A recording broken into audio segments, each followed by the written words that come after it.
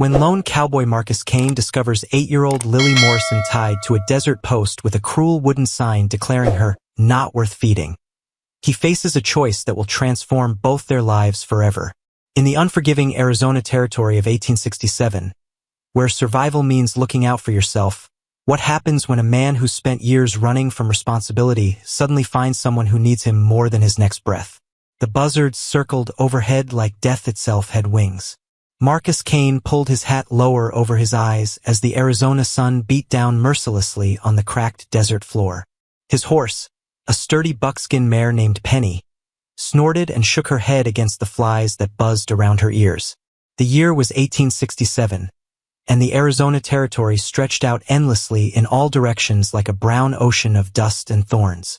Marcus had been riding alone for 3 days now, carrying mail and small packages between the scattered mining camps that dotted this harsh landscape. At 34 years old, his face looked like leather that had been left too long in the sun. Deep lines carved paths around his gray eyes, and his hands bore the scars of 1,000 small battles with barbed wire, stubborn horses, and unforgiving work. The silence out here could drive a man crazy. Nothing but the steady clip-clop of Penny's hooves on the hardpan earth and the whisper of hot wind through the sagebrush. Sometimes Marcus would go days without hearing another human voice, and he'd started talking to his horse just to remember what his own voice sounded like. "What do you think, girl?" he asked Penny as they crested a low hill. "Should we push on to Copper Creek, or make camp here for the night?" Penny's ears flicked forward, and she whinnied softly. Marcus had learned to read her moods over the past 2 years. Something ahead had caught her attention. The desert played tricks on a man's eyes. Heat waves rose from the ground like ghostly dancers, making distant objects shimmer and bend. But as Marcus squinted into the distance, he could make out something that didn't belong in this empty wasteland. A dark shape stood against the pale dirt, too straight and regular to be a cactus or rock formation. "Easy now," Marcus murmured, more to himself than to his horse. In this territory, unexpected sights often meant trouble. Apache raiders still moved through these parts, and there were plenty of desperate men who might set traps for unwary travelers. As they drew closer, the shape began to take form. It was a wooden post, thick as a man's arm and driven deep into the ground. Someone had put considerable effort into placing it here, miles from any settlement or well-traveled path. The wood was weathered gray, but it looked sturdy enough to have been there for weeks. Marcus reined in Penny about 50 yards away and studied the post carefully. His hand drifted to the Colt revolver at his hip, a habit born from years of riding through dangerous country. The desert was full of stories about travelers who'd been careless and paid for it with their lives. But there was something else about the post that made his stomach tighten with unease. A splash of color at its base that didn't match the browns and grays of the surrounding landscape. Blue fabric, he realized. Faded and torn, but definitely cloth. "Hello," Marcus called out, his voice cracking slightly from disuse. The sound seemed to be swallowed by the vast emptiness around them. No answer came back except the distant cry of a hawk circling high above. Penny stamped her feet nervously and tossed her head. Animals could sense things that humans missed, and her behavior told Marcus that whatever lay ahead was something that needed careful approach. He dismounted slowly, his boots hitting the ground with soft thuds. The leather of his saddle creaked as Penny shifted her weight. Marcus drew his revolver and held it ready as he approached the post on foot, his spurs jingling softly with each step. The smell hit him first, not the sharp stench of death, but something almost worse, the sour odor of fear and desperation. Human sweat mixed with dust and something else he couldn't quite identify. As he got closer, Marcus could see that the blue cloth was actually a dress, small and torn. Then he saw the rope. Thick hemp cord, the kind used for tying down cargo, wound around the base of the post. And sitting on the ground, her back pressed against the weathered wood, was a little girl. Marcus holstered his gun immediately and broke into a run. The child couldn't have been more than 8 or 9 years old, with tangled brown hair that hung in her face like a curtain. Her dress, once a pretty blue color, was now faded and stained with dirt. Her arms were bound behind her back, tied to the post with professional knots that spoke of someone who knew their business. But it was the sign around her neck that made Marcus's blood run cold. A piece of wooden board, roughly cut and hung from her neck with a leather cord. Someone had burned words into the wood with a hot iron, each letter seared deep and black. Not worth feeding. The girl's eyes opened as Marcus knelt beside her. They were pale green, like winter grass, and filled with a mixture of hope and terror that cut straight through his chest. Her lips were cracked and bleeding from thirst, and when she tried to speak, only a harsh whisper came out. "Water," she managed to say. "Please." Marcus fumbled for his canteen with shaking hands.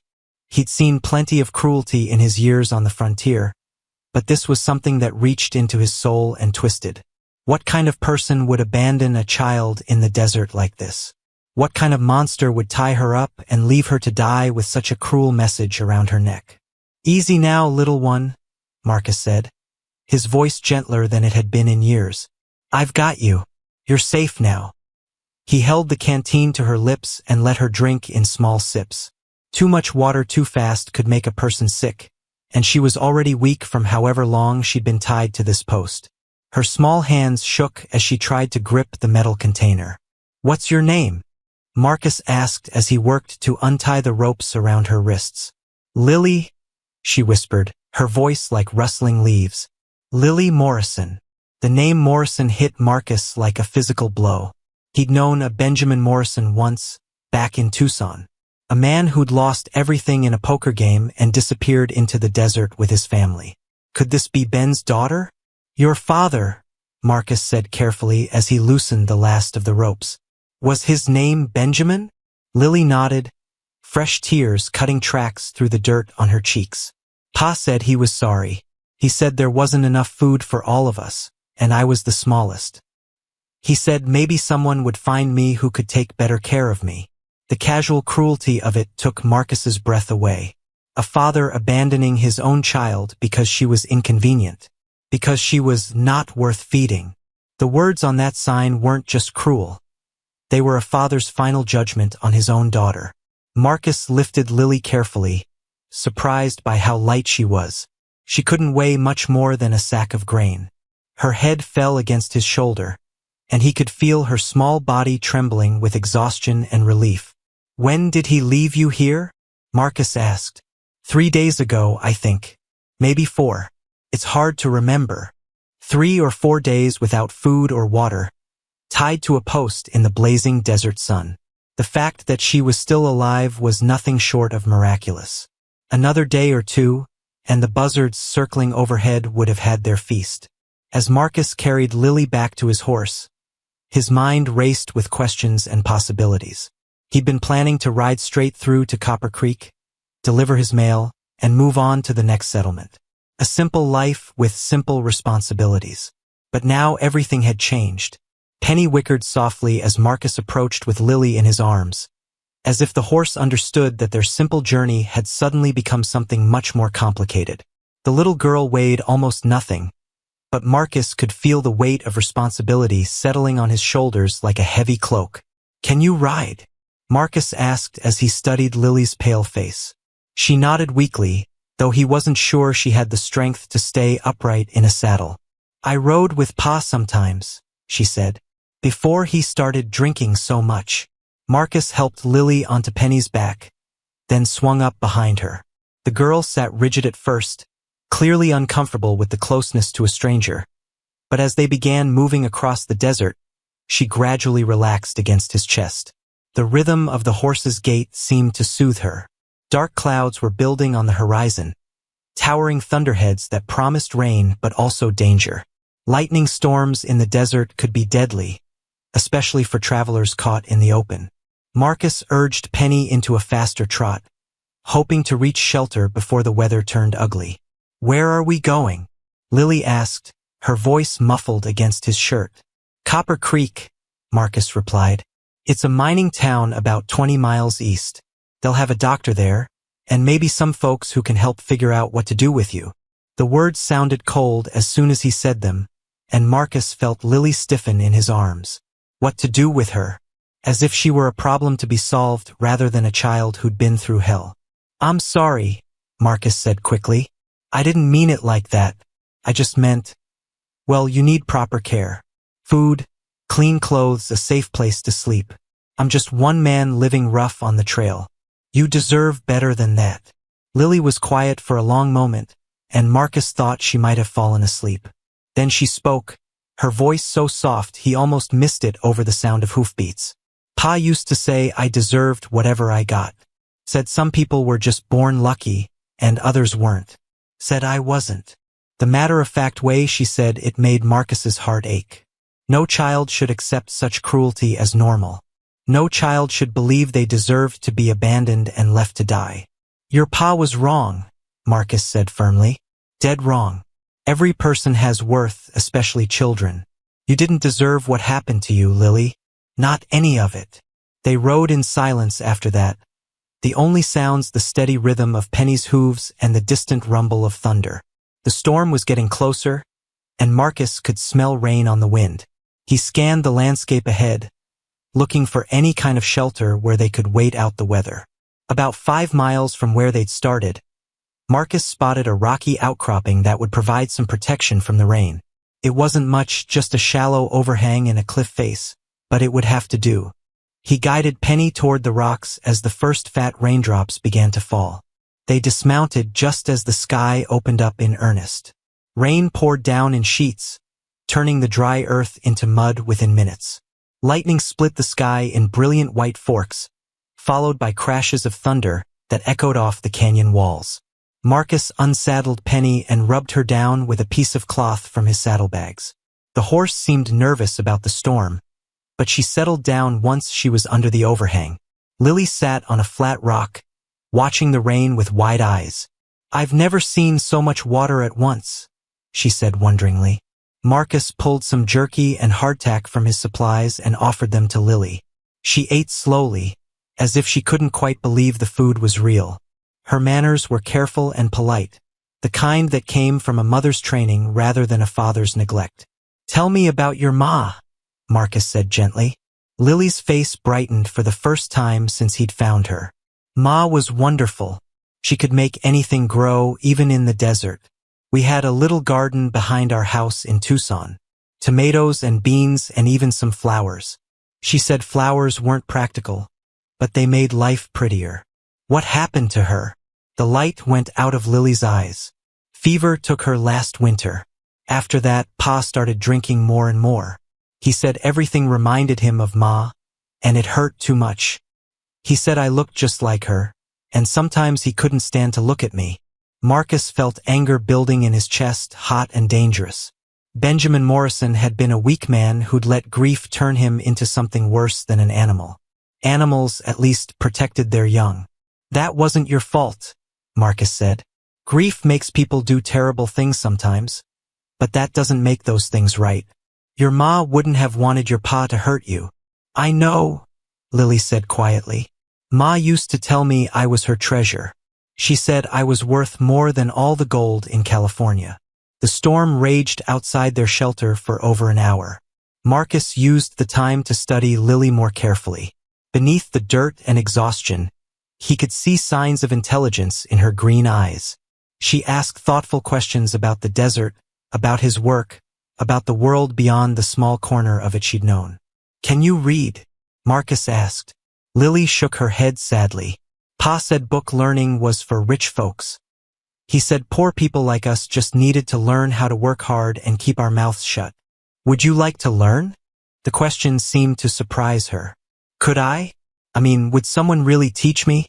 I don't see why not. Every person should know how to read and write. It opens up the whole world. Marcus pulled a small Bible from his saddlebags, one of the few books he carried on his travels. He opened it to the first page and showed Lily the letters, explaining how they came together to make words, and words came together to make stories. Lily's excitement was infectious. She traced the letters with her finger, repeating their names and sounds. Within minutes, she was sounding out simple words. Her mind was like a sponge, soaking up knowledge with desperate hunger. You're a natural, Marcus said, genuinely impressed. With proper schooling, you could learn anything you wanted. As the storm began to clear, Marcus found himself reluctant to continue their journey to Copper Creek. Not because he didn't want to reach shelter, but because he dreaded what would happen when they got there. He'd have to turn Lily over to someone else. The local preacher, maybe, or a family willing to take in an orphan. She'd become someone else's responsibility. But why did that idea bother him so much? He'd spent years avoiding exactly this kind of complication. He'd chosen the lonely life of a traveling courier specifically because he didn't want to be tied down by other people's needs. Yet as he watched Lily carefully pack away the Bible, her small hands treating the book like something precious, Marcus felt something he hadn't experienced in years. A sense of purpose that went beyond simply surviving from one day to the next. "Mr. Kane," Lily said as they prepared to mount up again. "Yes. Thank you for finding me, and for not believing what that sign said." Marcus looked down at the wooden board he'd torn from around her neck. The cruel words burned into its surface seemed to mock everything decent in the world. On impulse, he picked up the sign and threw it into a crevice between the rocks, where it disappeared into darkness. "That sign was a lie," Marcus said as he helped Lily back onto Penny. "And I don't keep lies around."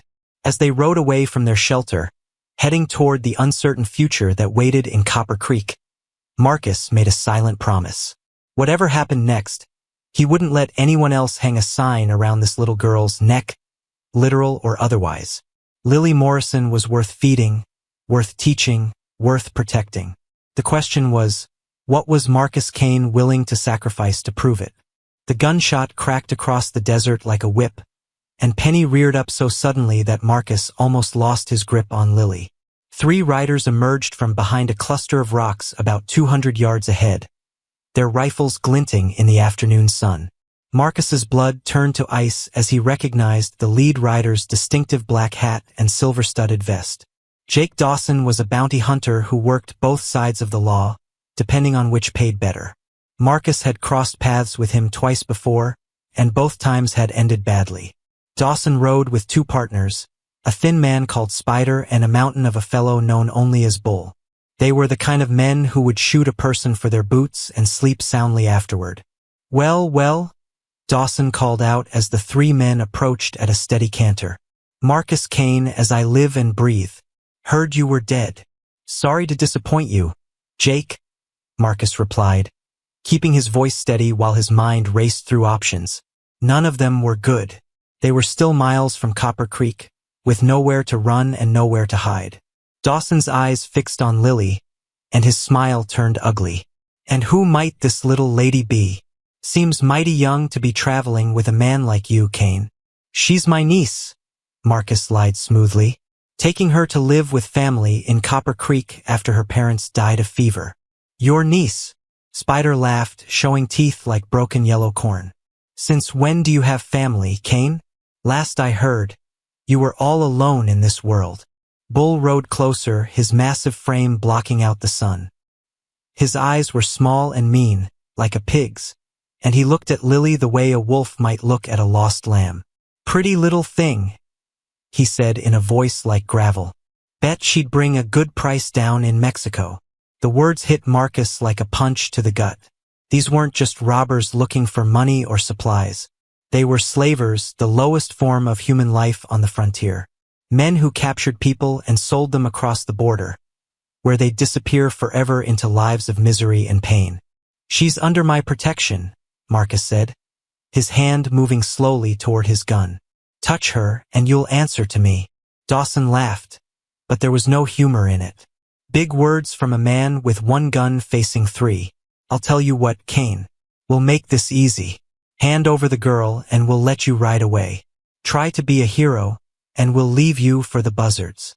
Lily pressed closer against Marcus's chest, her small hands gripping his shirt. He could feel her trembling, but she didn't cry or beg. The child had already seen enough cruelty to know that tears wouldn't save her now. "Counter-offer," Marcus said, surprised by how calm his own voice sounded. "You boys ride away right now, and I won't have to kill you." The 3 men exchanged glances, then burst into laughter. But Marcus noticed that Dawson's hand had moved to rest on his gun butt, and Spider was slowly reaching for his rifle. They weren't taking any chances, even if they thought they had the upper hand. "Last chance, Kane," Dawson said. "Give us the girl." Marcus's answer came in the form of action rather than words. In one smooth motion, he swept Lily off the horse and rolled with her behind a large boulder, his Colt clearing leather as they hit the ground. The three outlaws' guns roared in response, bullets whining off the rocks and sending chips of stone flying. "Stay down," Marcus whispered to Lily as he checked his ammunition. 6 shots in the cylinder and a handful of loose cartridges in his belt. Not much against 3 armed men, but it would have to do. The shooting stopped, and an eerie quiet settled over the desert. Marcus could hear the men talking in low voices, planning their next move. They had him pinned down, but they'd have to come closer to finish the job. That would give him a chance if he was smart about it. "Kane," Dawson's voice echoed off the rocks. "You're just making this harder on yourself. And on the girl. Give up now and we'll make it quick." Marcus didn't answer. Instead, he studied the terrain around their hiding spot. About 50 feet to his left, a dry creek bed cut through the desert floor. If he could reach it, the banks would provide better cover and maybe a way to circle around behind the outlaws. "Lily," he whispered, "when I say run, you head for that creek bed over there. Stay low and don't look back." The girl's green eyes were wide with fear, but she nodded bravely. Marcus had seen grown men break under less pressure, but this 8-year-old child was holding together like a seasoned soldier. "What about you?" she asked. "I'll be right behind you," Marcus lied. He had no intention of running. Someone had to keep these killers busy while Lily escaped, and that someone was him. The sound of boots on gravel told Marcus that the men were moving closer. He peered around the edge of the boulder and saw Spider creeping forward, using smaller rocks as cover. Bull was moving to the right, trying to flank them, while Dawson stayed back with his rifle ready. Marcus took careful aim and fired. Spider yelped and dove for cover as the bullet sparked off the rock beside his head. The shot revealed Marcus's position, and all 3 outlaws opened fire at once. The air filled with the whine of bullets and the smell of gunpowder. "Now!" Marcus shouted to Lily.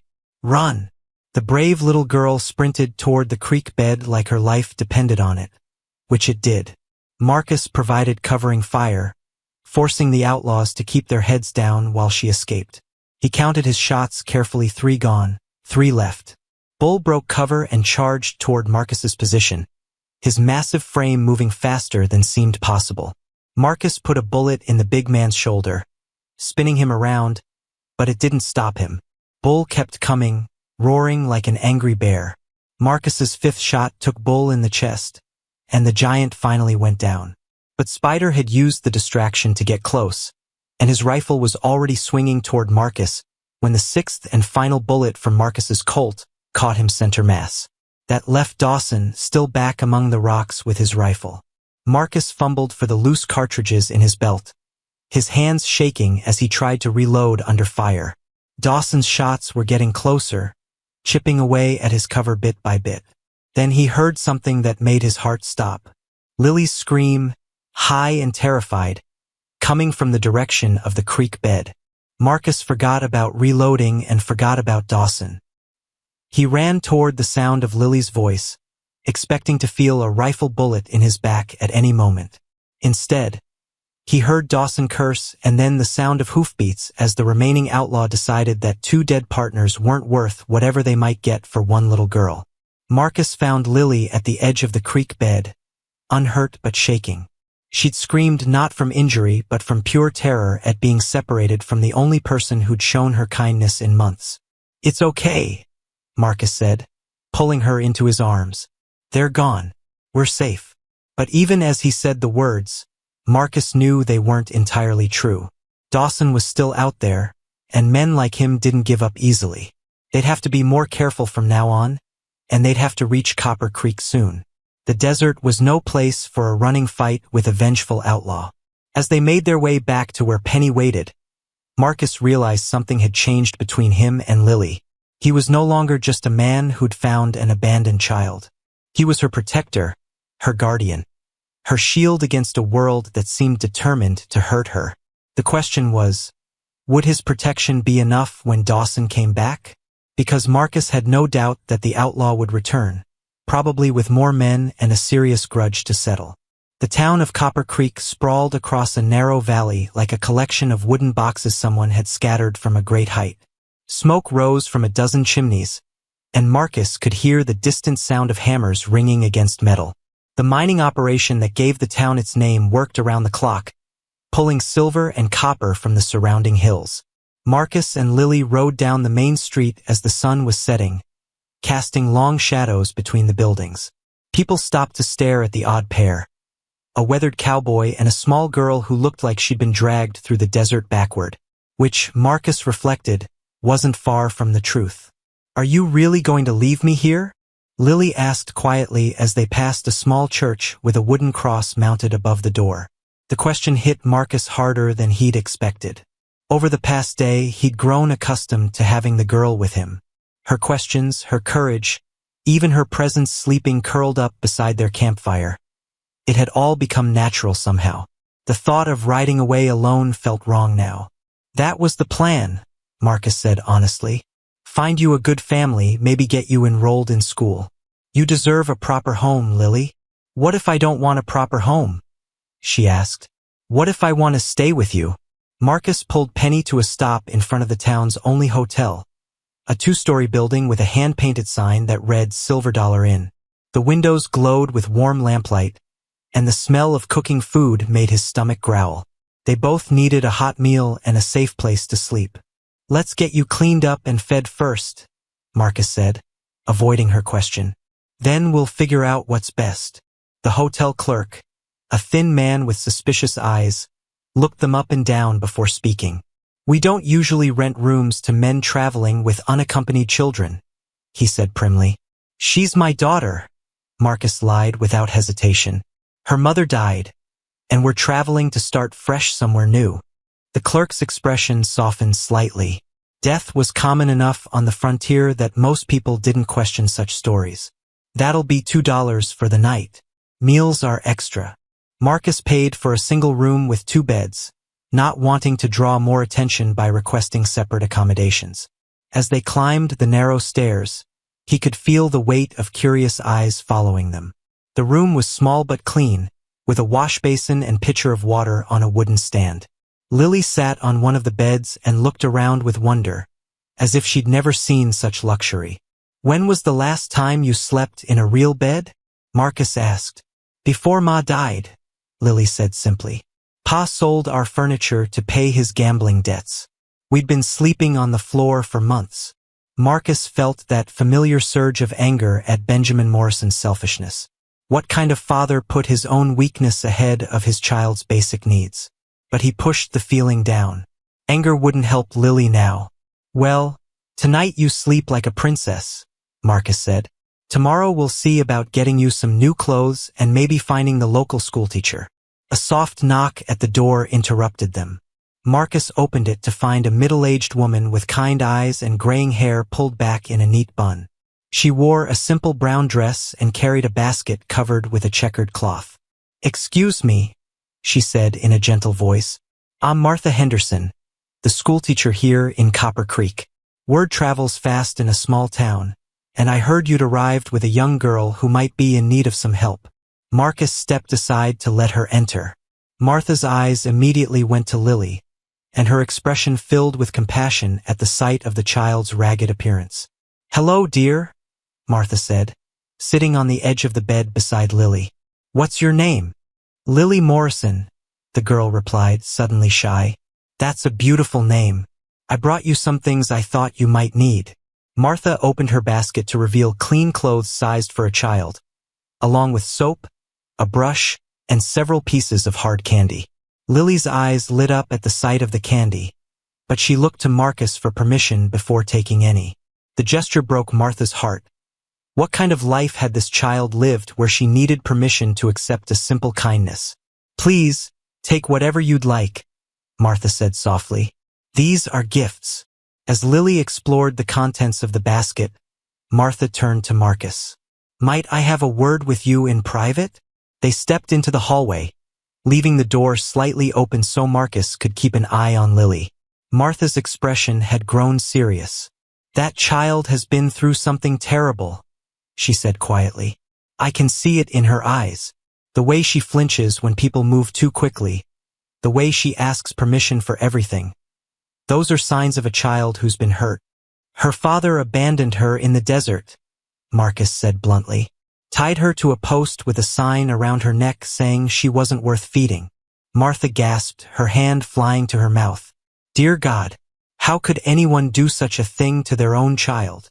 Benjamin Morrison was a weak man who let gambling and drink destroy his family, Marcus replied. But that's in the past now. What matters is what happens to Lily next. Martha studied his face carefully. What were you planning to do with her? Find her a good home, a family that can give her the care she needs. Maybe get her into school where she can learn to read and write. And then, Marcus hesitated. Then I go back to my work, delivering mail between the mining camps. It's not a life for a child. But it's the life she wants, Martha said perceptively. I can see it in the way she looks at you. That little girl trusts you more than anyone else in the world right now. Are you sure you're ready to break that bond? The question hit Marcus like a physical blow. He'd been trying not to think about what it would mean to ride away from Lily, to leave her with strangers and return to his solitary existence. The thought of her watching him leave, perhaps thinking he was abandoning her just like her father had, made his chest tight with unexpected pain. It's not about what I want, Marcus said finally. It's about what's best for her. And who decides what that is? Martha challenged gently. You? Me? Or maybe the child herself should have some say in her own future. Before Marcus could answer, they heard a commotion from downstairs. Loud voices, heavy footsteps, and then a voice that made Marcus's blood run cold. I'm looking for a man named Kane. Jake Dawson's voice carried clearly up the stairs. Him and a little girl. Someone saw them come into this hotel. Marcus cursed under his breath. He'd hoped Dawson would give up after losing his partners. But the outlaw was more persistent than expected. And now he'd tracked them right into town where innocent people could get hurt. Get Lily, Marcus whispered to Martha. Take her out the back way. There's going to be trouble. But even as he spoke, Marcus heard boots on the stairs. Dawson wasn't waiting for the desk clerk to cooperate. He was coming up to search every room himself. Martha's eyes went wide with fear, but she nodded and slipped back into the room.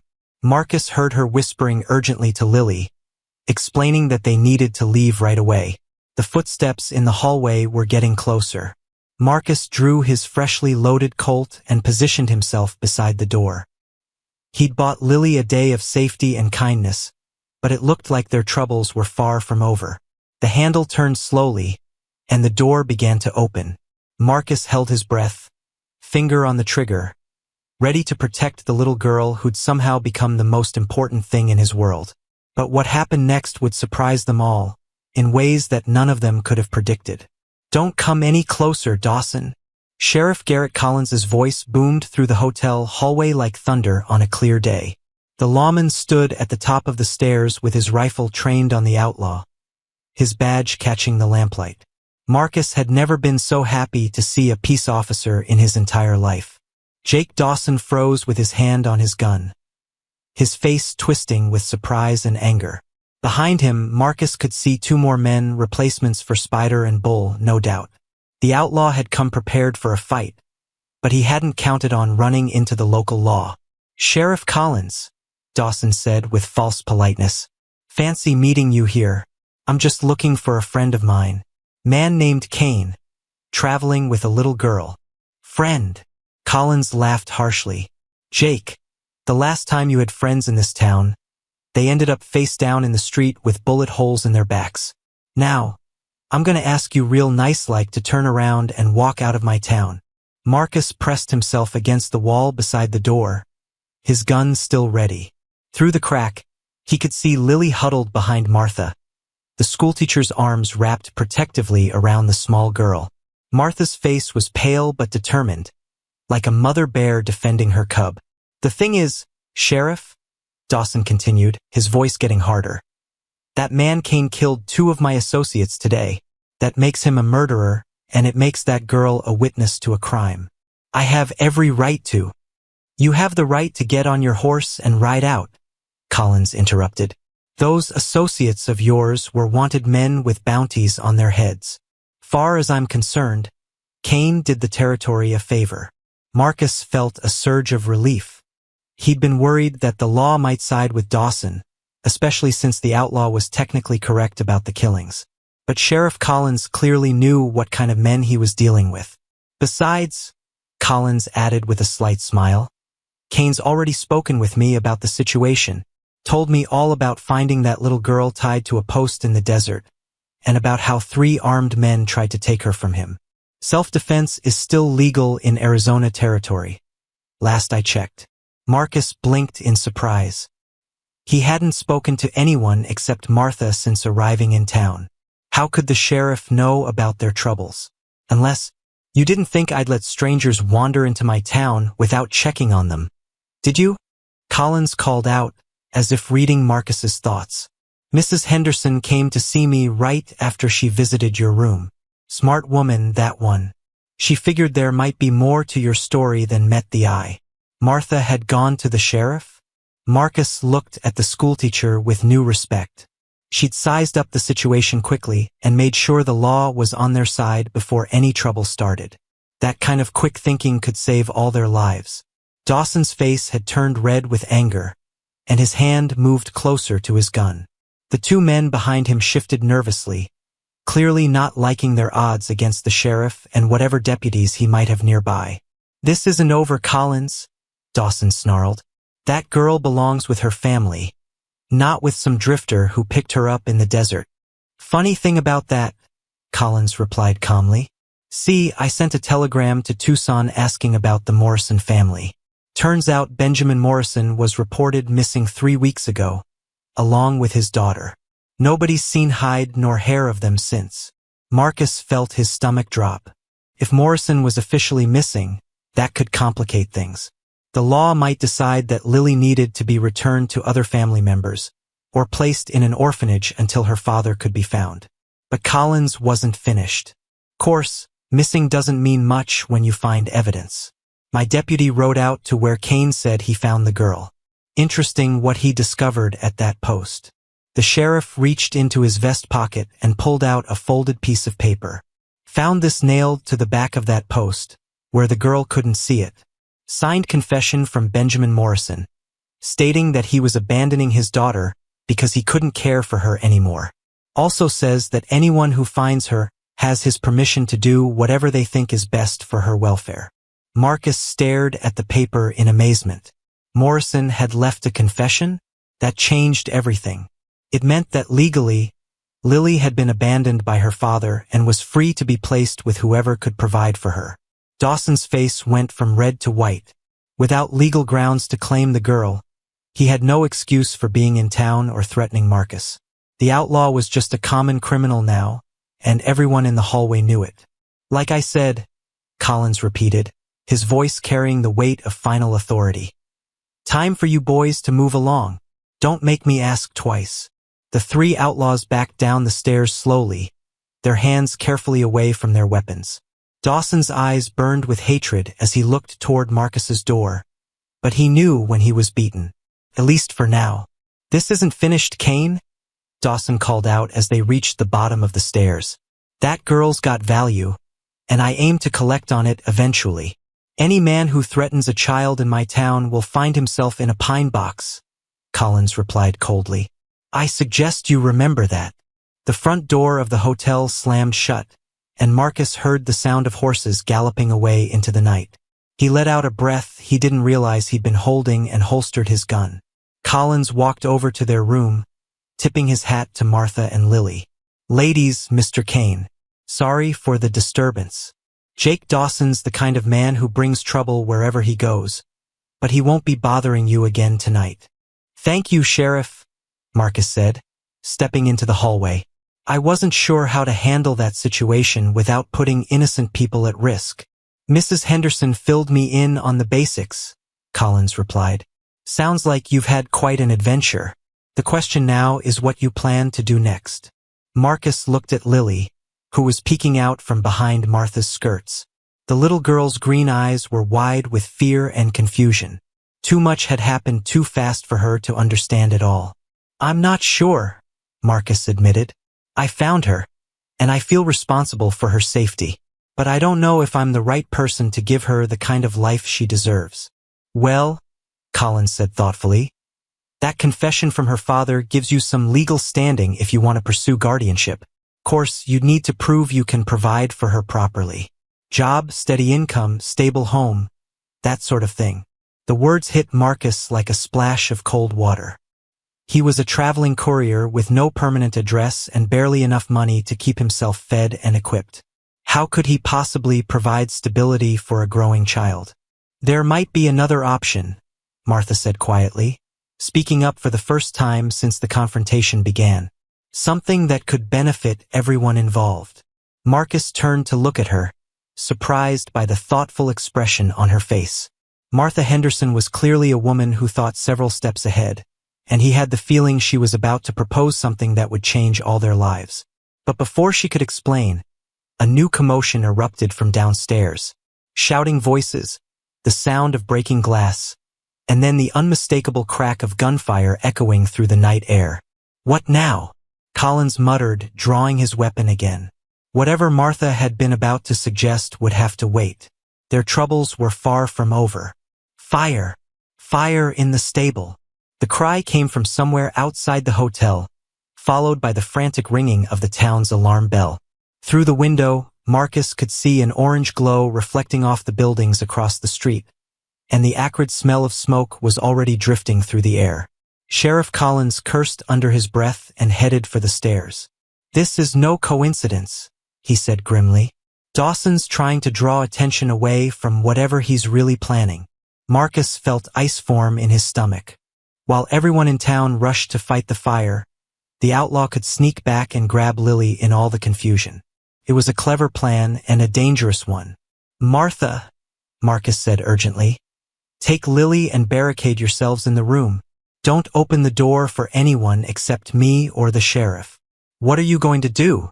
Martha asked, her arms tightening protectively around the little girl. "Help put out that fire and keep an eye out for Dawson," Marcus replied, checking his gun once more. "He's not done with us yet." Marcus followed Collins downstairs and out into the street, where chaos reigned supreme. Half the town seemed to be running toward the burning stable with buckets of water, while the other half was trying to move their horses and wagons to safety. The fire was spreading fast in the dry desert air, and the wooden buildings nearby were already starting to smolder. "Bucket Brigade," Collins shouted over the noise. "Form a line from the well to the stable. Move people or we'll lose half the town." Marcus joined the line of people passing buckets of water from hand to hand. The work was hard and hot, with smoke stinging his eyes and ash falling like dirty snow all around them. But it also gave him a perfect view of the street and the people moving through it. That's when he spotted them. Two figures creeping along the shadowy alley beside the hotel, moving carefully to avoid the firelight. Even in the dark, Marcus recognized the bulk of one man and the wiry frame of the other. Dawson's remaining partners, trying to get to the back entrance while everyone was distracted. Marcus dropped his bucket and slipped away from the brigade, drawing his Colt as he moved. The fire was under control now. The townspeople had it surrounded and were dousing the flames steadily.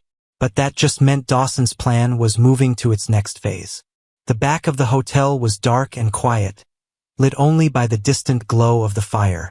Marcus crept along the wall, listening for any sound that might give away the intruder's position. A loose board creaked somewhere above him, and he looked up to see a shadow moving past one of the second-story windows.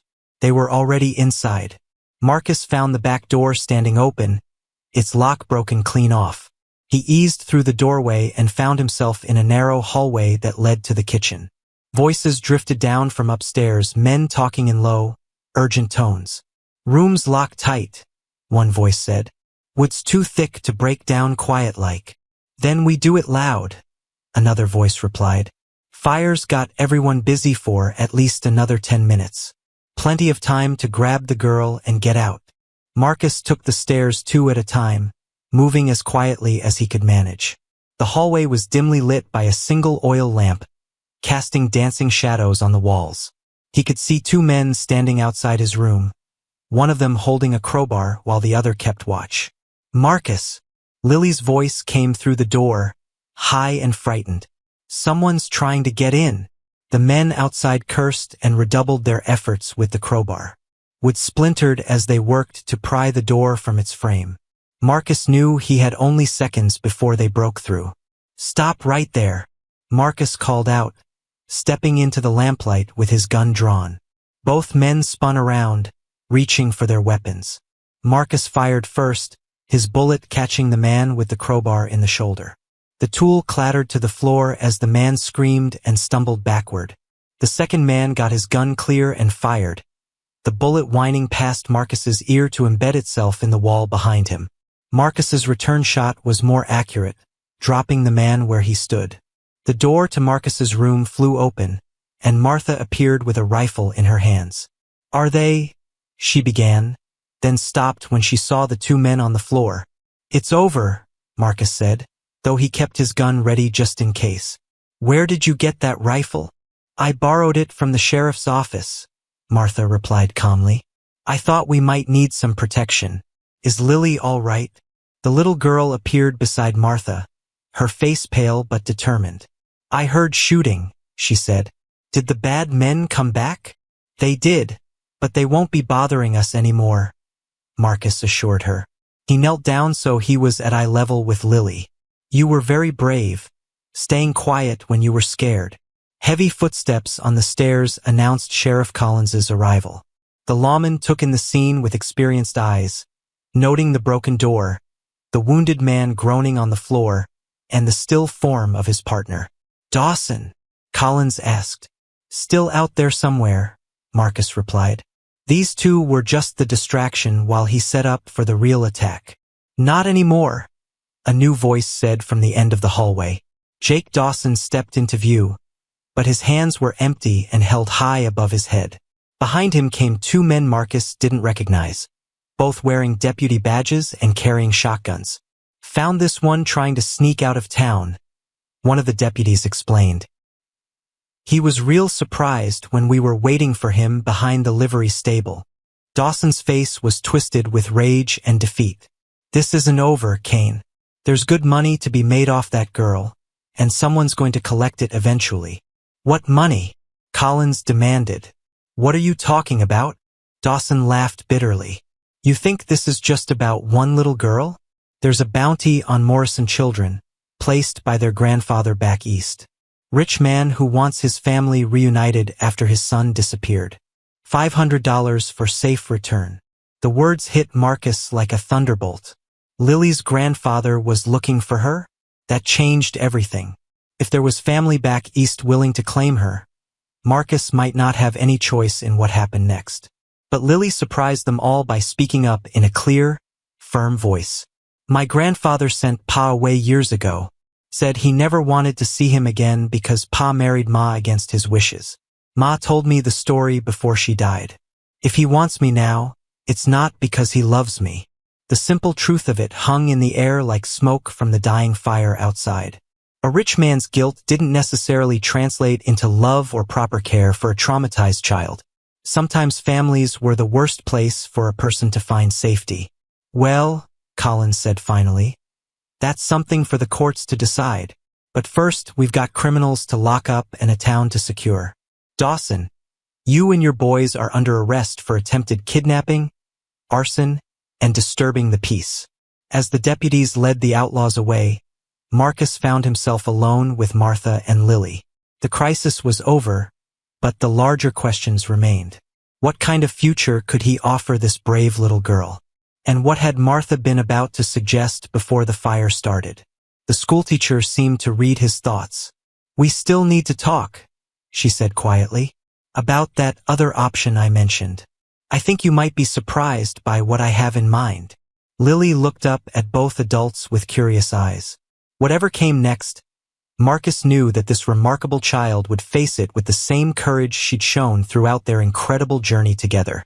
"My proposal might shock you, Mr. Kane, but desperate times call for bold solutions.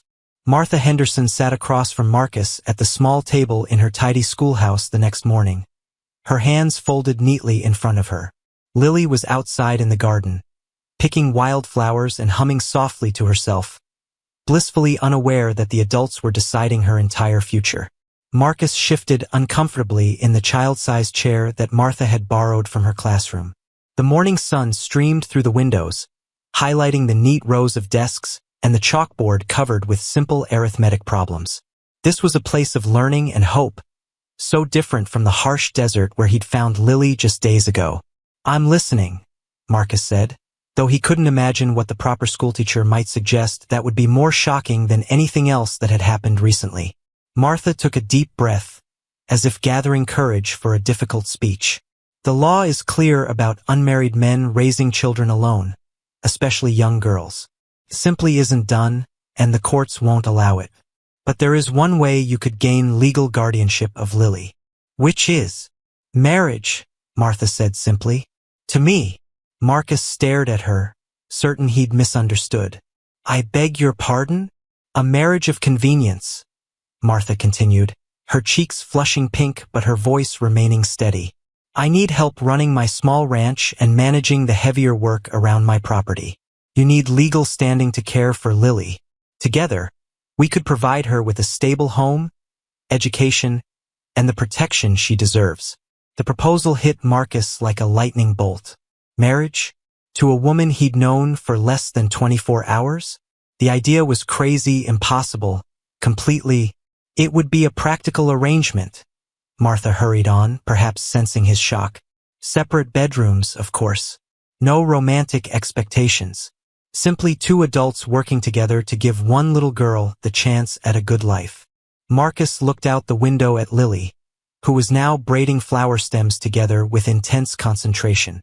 The child had been through more trauma in her short life than most adults would face in 50 years. She deserved stability, safety, and love. But marriage to a stranger? "Why would you make such an offer?" Marcus asked.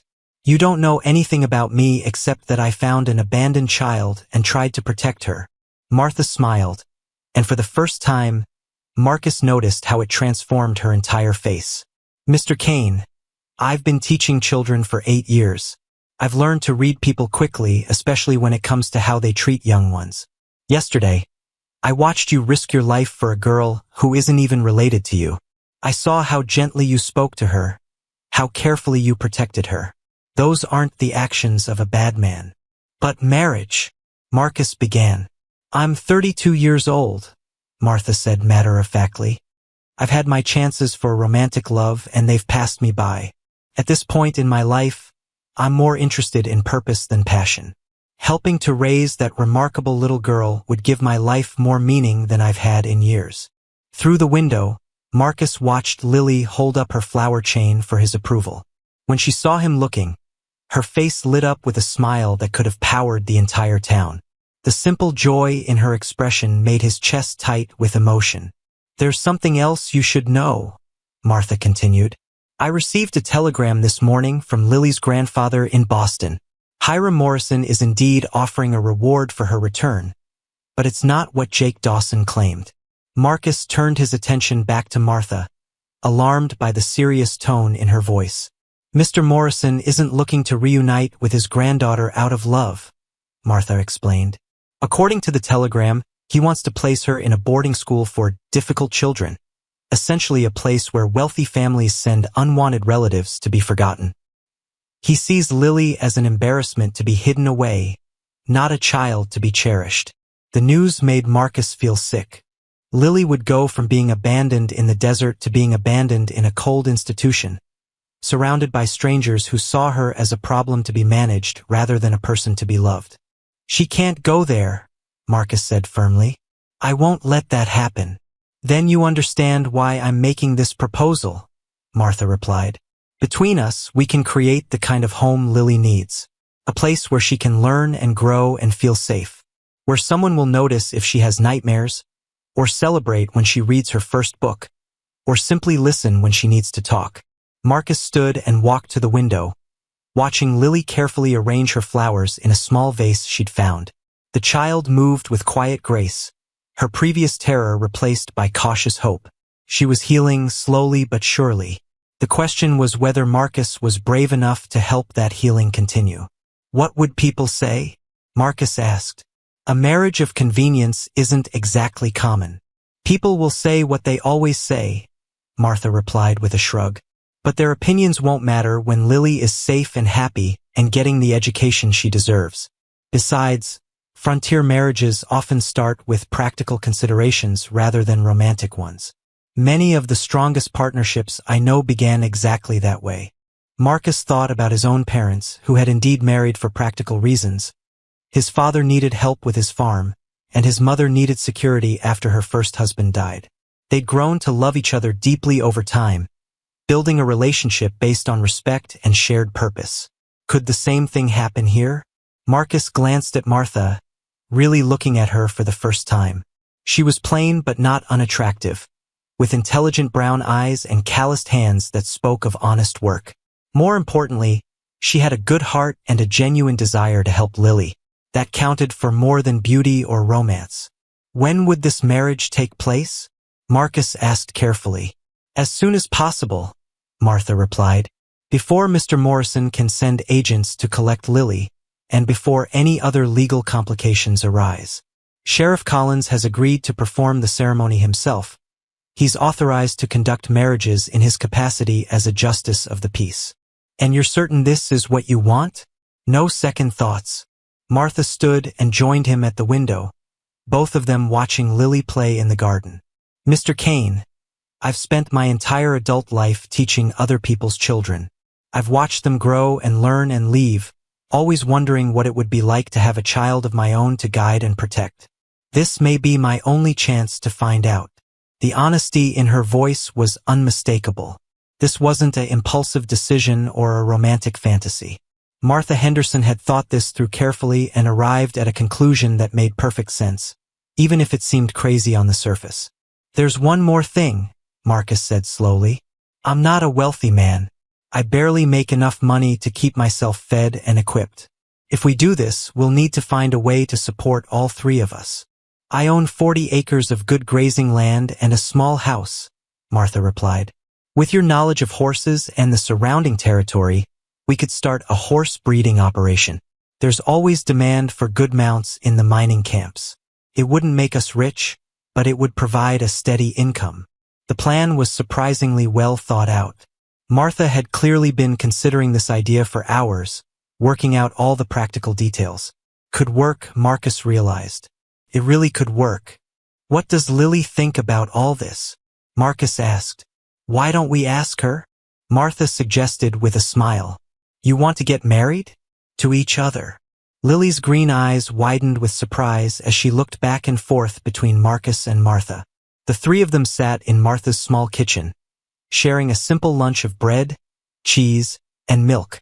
Outside, storm clouds were gathering again, but inside the cozy house, everything felt warm and safe. Marcus had been dreading this conversation, uncertain how to explain the complex adult reasoning behind their decision. But Lily's reaction wasn't what he'd expected. Instead of confusion or worry, her face showed something that looked almost like relief. Does that mean I can stay with you, Mr. Kane? Lily asked quietly. And learn to read with Miss Henderson? And not have to go live with my grandfather? That's exactly what it means, Martha said gently. If you want to, that is. This would be your choice, Lily. We won't do anything you don't feel comfortable with. Lily was quiet for a long moment, her small hands wrapped around her cup of milk. Marcus could see her thinking hard, weighing the decision with the seriousness of someone far older than her 8 years. What would I call you? Lily asked finally. If you're married, I mean. The question caught both adults off guard. They discussed the practical aspects of their arrangement, but not the emotional details that would matter most to a child seeking stability. Whatever feels right to you, Marcus said. I'd be honored if you wanted to call me Pa, but I understand if that's too hard after what your real father did. And you can call me Martha, or Ma if you'd like, Martha added, or Miss Henderson if that feels more comfortable. There's no hurry to decide. Lily nodded thoughtfully, then surprised them both by reaching across the table to take one of Marcus's scarred hands and one of Martha's work-worn ones. "I think," she said in her clear, serious voice, "that you two are the kindest people I've ever met. If you want to take care of me, I'd like that very much. But I have one question." "What's that, sweetheart?" Martha asked. "Will you teach me to ride horses? And to do arithmetic? And maybe someday to write letters?" Marcus felt his throat tighten with emotion. This brave little girl had lost everything: her mother, her father, her home. But she was still looking toward the future with hope and determination. She wasn't asking for guarantees or promises that could never be kept. She was asking for opportunities to learn and grow. "We'll teach you everything we can," Marcus promised. "Reading, writing, arithmetic, riding, and anything else you want to learn." "Then yes," Lily said with a smile that could have lit up the darkest night. "I'd like us to be a family." The wedding took place that very afternoon in Sheriff Collins's office, with Martha wearing her best blue dress and Marcus in his cleanest shirt. Lily stood between them, holding a bouquet of the wildflowers she'd picked that morning. The ceremony was brief and businesslike, but when Collins pronounced them husband and wife, something magical happened. As Marcus and Martha shook hands to seal their partnership, Lily threw her arms around both of their waists in a hug that spoke of pure joy. For the first time since her mother's death, the little girl had a family again. And for the first time in years, Marcus felt like he truly belonged somewhere. "Well," Collins said with a grin, "I've performed a lot of marriages in my time, but I don't think I've ever seen a happier bride and groom, or a happier daughter." The word daughter made Lily beam with pride. She was no longer the unwanted child with a cruel sign around her neck. She was Lily Kane now, part of a family that had chosen her not out of obligation, but out of love. As they walked back to Martha's house, their house now, the storm clouds finally opened up and rain began to fall. But instead of running for shelter, the three of them stood in the middle of the street and let the cool water wash over them. "It's like a baptism," Martha said, laughing as raindrops ran down her face. "A fresh start for all of us." Marcus found himself laughing too, something he hadn't done in months. Lily danced around them in circles, her arms outstretched to catch as much rain as possible. The sight of her joy was worth more than all the gold in the territory. But their celebration was interrupted by the sound of approaching hoofbeats. A lone rider was coming down the main street, his horse moving at a steady canter despite the rain. As the figure drew closer, Marcus tensed with recognition. It wasn't Jake Dawson or one of his men. This rider wore an expensive suit and rode a fine thoroughbred horse that cost more than most people made in a year. Even through the rain, Marcus could see the family resemblance in the man's sharp features and pale green eyes. Hiram Morrison had come to collect his granddaughter personally. The wealthy man reined in his horse a few feet away from the small family, his cold gaze fixing on Lily with calculating intensity. "You must be my son's child," he said in a voice like winter wind. "You look exactly like your mother. That's unfortunate." Lily pressed closer to Marcus and Martha, instinctively sensing danger. This man might share her blood, but he wasn't family in any way that mattered. "Mr. Morrison," Marcus said carefully, stepping slightly in front of Lily, "we weren't expecting you." "I'm sure you weren't," Morrison replied with a thin smile. "But when I heard that my granddaughter had been found, I decided to handle the matter personally. I've come to take her home where she belongs." "Actually," Martha said, producing a folded document from her pocket, "Lily is exactly where she belongs. As of 1 hour ago, she's legally adopted and under our protection as her legal guardians." Morrison's face darkened with anger as he read the adoption papers. "This is impossible. A child can't be adopted without the consent of her living relatives." "She can when her father officially abandoned her," Sheriff Collins said, appearing beside them with his own copy of Benjamin Morrison's written confession. "Your son signed away all parental rights when he left that girl to die in the desert." The confrontation was far from over, but Marcus felt a surge of confidence. They had the law on their side, and more importantly, They had something Hiram Morrison would never understand: genuine love for a remarkable little girl who deserved so much more than his cold calculation. The real battle for Lily's future was about to begin. $1 million. Hiram Morrison's words hung in the air like a challenge as he sat across from Marcus and Martha in the sheriff's office later that evening. The rain had stopped, but tension crackled through the room like electricity before a storm. "That's what I'm prepared to pay for custody of my granddaughter." Sheriff Collins nearly choked on his coffee. Even in the booming mining territories, $1 million was more money than most people could imagine. It was enough to buy half the town of Copper Creek, or build a mansion that would rival anything back east. But Marcus didn't flinch. "She's not for sale." Morrison smiled, but there was no warmth in it. "Everything is for sale, Mr. Kane. It's simply a matter of finding the right price." "Perhaps you didn't hear me correctly. $1 million in cash transferred to any bank you choose. All you have to do is walk away." Martha's hand found Marcus's under the table, her fingers gripping his tightly. $1 million would solve every problem they'd ever have.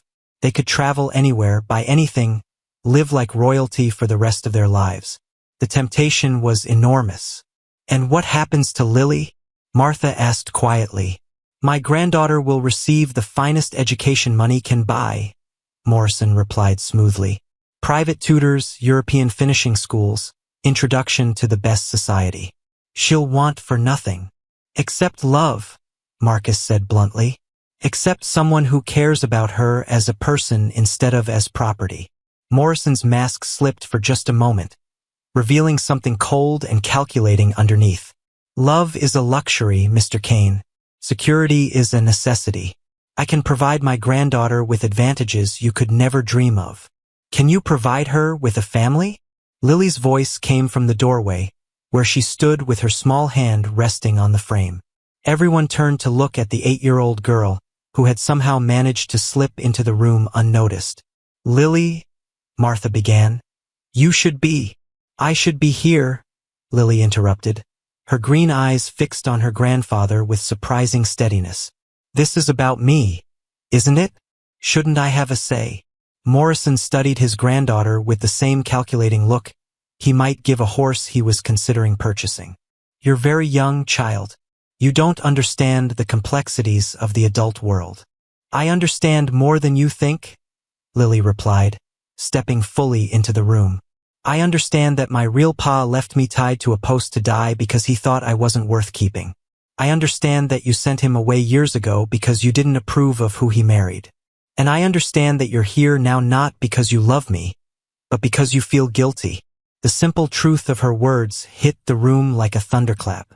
This wasn't a confused child speaking. This was someone who had seen the worst of human nature and learned to recognize it in all its forms.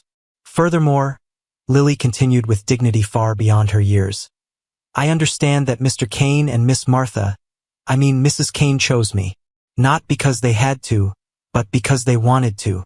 They've never asked me to be anything other than myself." Morrison's face had turned red with anger and embarrassment. He wasn't used to being challenged, especially not by a child.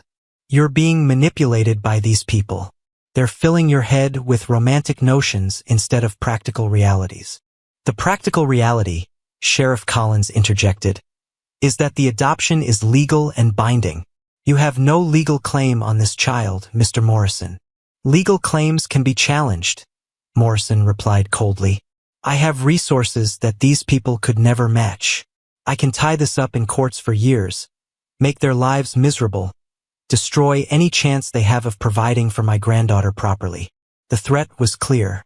Morrison might not be able to take Lily immediately, but he could make their lives so difficult that they'd eventually be forced to give her up. It was the kind of warfare that wealthy men specialized in, using money and influence to wear down their opponents until victory became inevitable. But Morrison had made one crucial mistake. He'd underestimated the depth of determination that came from genuine love. "Do your worst," Marcus said quietly. "We're not backing down." "Neither am I," Martha added, her voice steady despite the enormity of what they were facing. Morrison's smile turned predatory. "We'll see about that. I'll be staying at the hotel for the next few days while I arrange for proper legal representation. I suggest you use that time to reconsider my generous offer." After Morrison left, the sheriff's office fell silent except for the ticking of the clock on the wall. The magnitude of what they were up against was slowly sinking in. $1 million was just the beginning. Morrison had the resources to hire the best lawyers in the country, to influence judges and politicians, to make their lives an endless nightmare of legal challenges. "Are we crazy?" Martha whispered. "Fighting someone with that kind of money and power?" Marcus looked at Lily, who had climbed into Martha's lap and was resting her head against the schoolteacher's shoulder. The child's eyes were closed, but he could tell she wasn't asleep. She was listening, waiting to see if the adults who had promised to protect her would keep that promise when the stakes got higher. "Maybe we are crazy," Marcus admitted, "but sometimes crazy is the only sane response to an insane situation. Besides," Sheriff Collins added with a wry smile, "David was crazy too when he faced Goliath. Sometimes the giant falls anyway." But as they sat in the growing darkness, all three adults understood the same truth.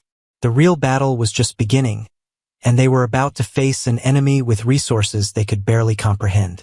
Money, lawyers, political influence, all the weapons that the wealthy used to get their way. Yet they also had something Morrison couldn't buy or understand. They had the fierce determination that came from protecting someone they loved, and the unshakable conviction that some things were worth fighting for no matter what the cost. The question was whether love would be enough to overcome money and power when the two forces finally collided in earnest. The courtroom in Tucson buzzed with whispered conversations as lawyers shuffled papers and spectators filled every available seat. 3 weeks had passed since Hiram Morrison's arrival in Copper Creek, and the custody battle had exploded into the biggest legal spectacle the territory had seen in years. Reporters from newspapers as far away as San Francisco had come to cover the story of the abandoned girl and the family fighting to keep her. Marcus tugged at his uncomfortable collar as he sat at the defendant's table beside their lawyer, a young man named Daniel Webb who had volunteered to take their case without payment. Webb was passionate and intelligent, but he was also inexperienced and facing the most expensive legal team that money could buy. Across the aisle, Morrison sat surrounded by 4 distinguished attorneys in silk suits, their briefcases stuffed with documents and legal precedents. They looked confident and well-prepared, like generals who had already won the war before the first battle was fought.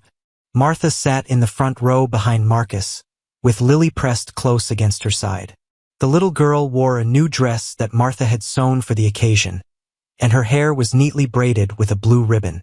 She looked every inch the proper young lady, but Marcus could see the tension in her small frame. "All rise," the bailiff called out. The Honorable Judge William Harrison presiding. Judge Harrison was a stern-looking man in his 60s with silver hair and sharp blue eyes. He'd been presiding over territorial courts for 20 years and had a reputation for fairness, but also for strictly following the letter of the law. Marcus hoped that would work in their favor, but he wasn't certain. "This court is convened to hear the matter of Morrison versus Kane, regarding custody of the minor child Lily Morrison Kane," the judge announced. "Mr. Pemberton, you may present your opening statement." Morrison's lead attorney rose smoothly to his feet. James Pemberton was everything that Daniel Webb wasn't: experienced, polished, and devastatingly effective in front of a jury. His reputation preceded him from the courtrooms of New York and Boston. "Your Honor," Pemberton began in a voice like aged whiskey, "this case is about what's best for an innocent child who has already suffered tremendous trauma. My client, Mr. Hiram Morrison, is the girl's only living blood relative. He offers her security, education, and opportunities that the defendants simply cannot match." Pemberton gestured toward Morrison with theatrical precision. "Mr. Morrison is a man of substantial means and unquestionable character. He can provide his granddaughter with the finest education, the best medical care, and introduction to society that will prepare her for a successful life." The lawyer then turned toward Marcus and Martha with barely concealed disdain. "The defendants, while well-meaning, are simple frontier people with limited resources and no experience raising children. They offer nothing but good intentions, which are insufficient when a child's entire future hangs in the balance. Marcus felt his jaw clench with anger, but Webb had warned him to show no emotion during the proceedings. Judges didn't like defendants who appeared unstable or prone to outbursts. Furthermore, Pemberton continued, the circumstances of this adoption are highly irregular. A marriage of convenience performed hastily to circumvent proper legal procedures? A child placed with strangers based on nothing more than emotional attachment? Your Honor, this court has a responsibility to protect children from well-meaning but ultimately harmful decisions. When Pemberton finished, Daniel Webb stood to present their side of the case. The young lawyer looked nervous but determined as he faced the packed courtroom. Your Honor, Webb began, his voice gaining strength as he spoke, this case isn't about money or social status. It's about love, protection, and what truly serves a child's best interests. Mr. Morrison speaks of blood relations, but where was he when his son was gambling away his family's security? Where was he when his daughter-in-law died and left a little girl vulnerable to abandonment? Webb turned to gesture toward Lily, who sat straight and dignified despite her obvious nervousness. This child was literally left to die in the desert with a sign around her neck declaring her worthless. Not by strangers, but by her own father. Mr. Kane found her, protected her, and chose to make her part of his family when he had no obligation to do so. The lawyer's passion was evident as he continued. The defendants offer Lily something that no amount of money can buy: unconditional love and acceptance. They've already proven their commitment to her welfare by fighting legal battles, facing physical danger, and restructuring their entire lives around her needs. Marcus watched the judge's face, trying to read his expression.